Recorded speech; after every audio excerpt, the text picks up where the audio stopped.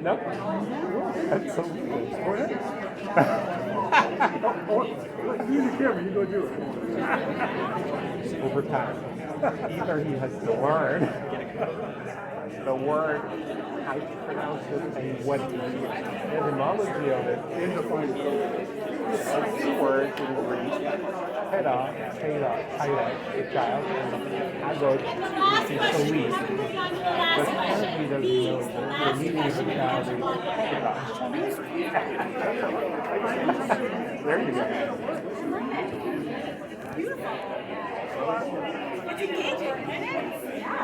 This is a skill that they should learn. You're a good audience. They don't learn content. They replace the word content with the word skill. And therefore, it's all for interpretation of depth of knowledge, of the breadth of knowledge.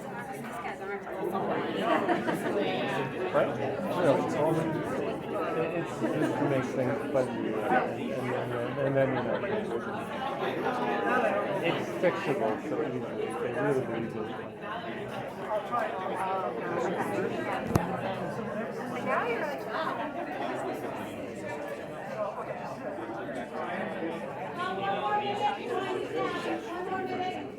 Well, no, but this, this is not anybody else.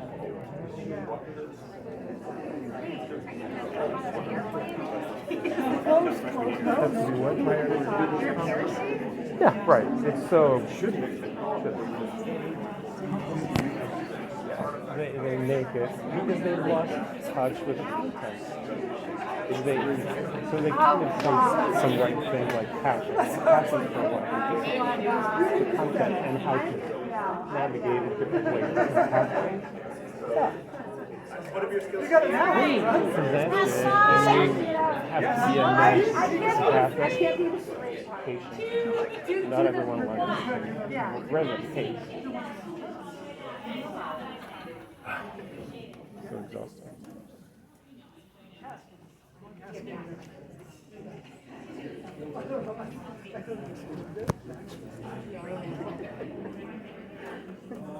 So, would anybody like just to share what their partner is?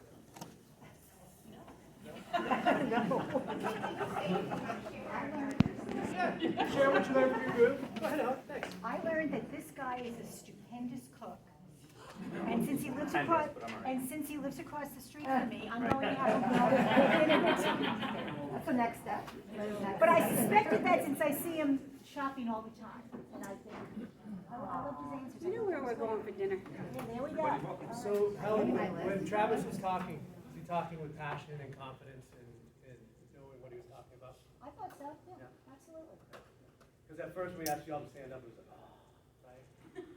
And then as you got talking, Bill was over here skiing. I could see it. I didn't have to know. Jumping, he's talking, and so he's demonstrating, how he's learning. I saw Tom draw something on a piece of paper, which was probably a quick sketch for him, but that would be super art for me, so thank you, Tom. But the laughing, and people sharing, and feeling comfortable to share, this is about that meaningful assessment. Like, each of you were able to talk about a skill that you were confident in, and talk about how you grew in that skill. We could have easily just given you a piece of paper and said, please fill this out. Or we could have given you a skill that none of you would have known how to do and try to assess you that way. And how would it have been different? It felt like failures, right? It felt like we couldn't do this. So as we talk about our assessment policy, the reason we brought you to this activity, we wanted you to have choice. That one of our 7 principles of conservation education. Wanted you to have passion. Wanted you to be able to extend your learning and show others. That's really gets to that show part, right? That's that DOK 3 and DOK 4. So it's not that we are not going to have tests that have quick rote memorization, but as we continue to push our kids, this is the type of assessments that we're going to continue to push. And we'll do it in a variety of different ways, as we talked about with demonstrations of learning, those gateway defenses, celebrations of big school types of activities. Those are all part of what we're doing. So Esther made me go through the role play, but she was kind enough to put together a couple videos to talk about her competency. And if you don't know Esther, she's a very good horse rider, so she's going to talk about that. But we're going to show you two videos. The first of someone just starting out, and the second is Esther. And so you're going to have two videos, about a minute each. Just watching it and see what you notice. See some similarities in it and some differences. Full transparency. Vulnerable here, folks. Really vulnerable. Lay it out there. So you'll hear my sister is my coach. She is the barn manager at our barn. Right here is a student of hers. We're in a group lesson, so you might see other horses pass her, but she is in her third year of learning to ride. She's riding what we call hunt seat. So you'll notice the saddle pushes her forward, is a little bit deeper, can feel a little more secure when you're on top of the horse. You probably can't see it, but this is 2 reins she's handling back there with 1 bit in the mouth. So what that means is what's in the horse's mouth is in the bit. When that student pulls on the rein, there aren't 2 bits in there, there's only 1. So she's learning how to handle just 2 reins in her hand. She's not damaging or pulling on the horse's mouth inappropriately because it's just one what we call a soft bit. It doesn't have a lot of power to it, because when you're learning and you get afraid, you tend to do what? Just like when you drive in a car. You tend to slow down, right? So kids or beginner riders tend to pull on the reins to stop when they get afraid. And you don't want what we call a more severe bit in the horse's mouth because that's uncomfortable. So when you have a beginner rider, like this rider, there are some things you do equipment-wise so the rider feels secure and the horse doesn't feel have a negative reaction to the learning rider. So you can push play. Are we good on volume?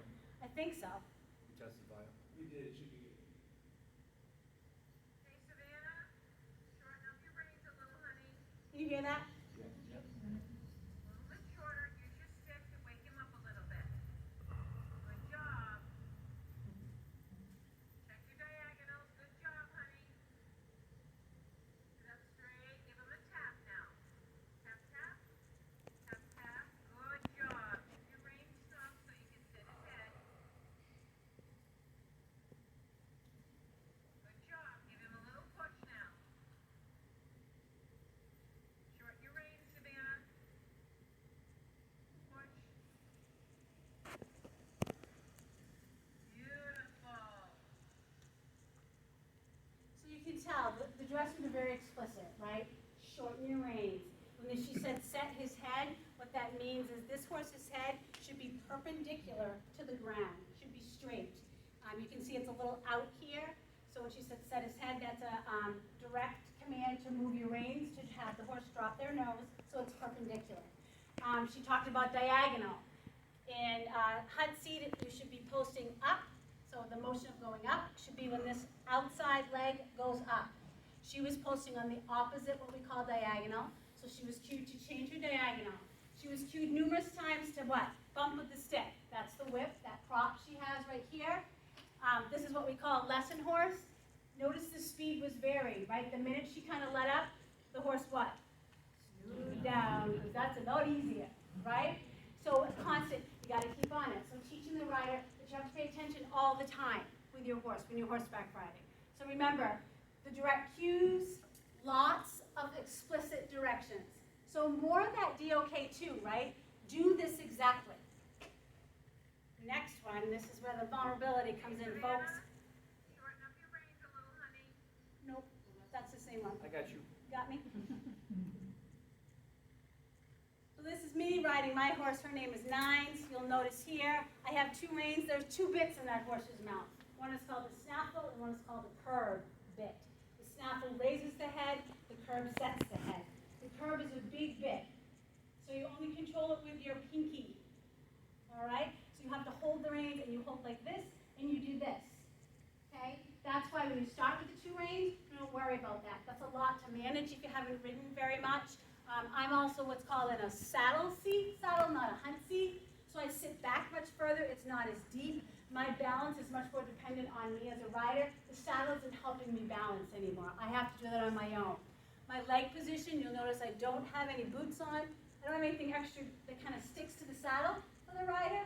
So I have to be able to squeeze in my legs and be able to have the freedom to move those legs because my legs are now moving that horse.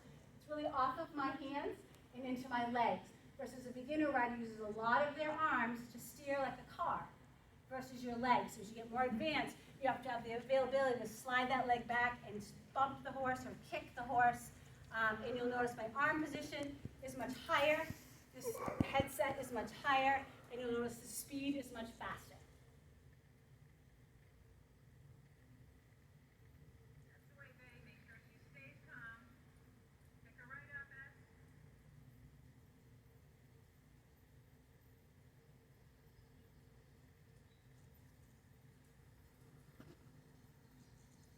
That's it. Now sit. Drive her with your legs, Esther.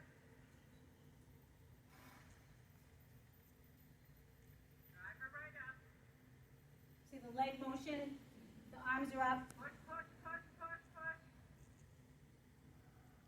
Little gentle taps with the stick. There you go, Esther. And then present your pass.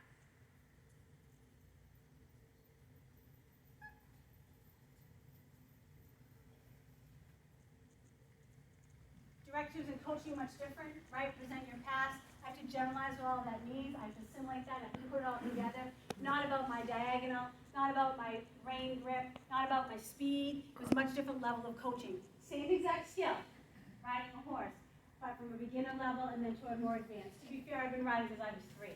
So I've been riding many, many years. I grew up on a Morgan horse farm and have that benefit of having that experience, which is unbelievable. My mother has always lived on a Morgan horse farm, so I've had many, many, many coaching sessions. And I continue to get them when I'm now 50, so it's, I still get them, and then I show in large shows with my horse nines. So I appreciate your attention to that, and thank you for being understanding and hanging in there with me on the video. Thanks, Esther.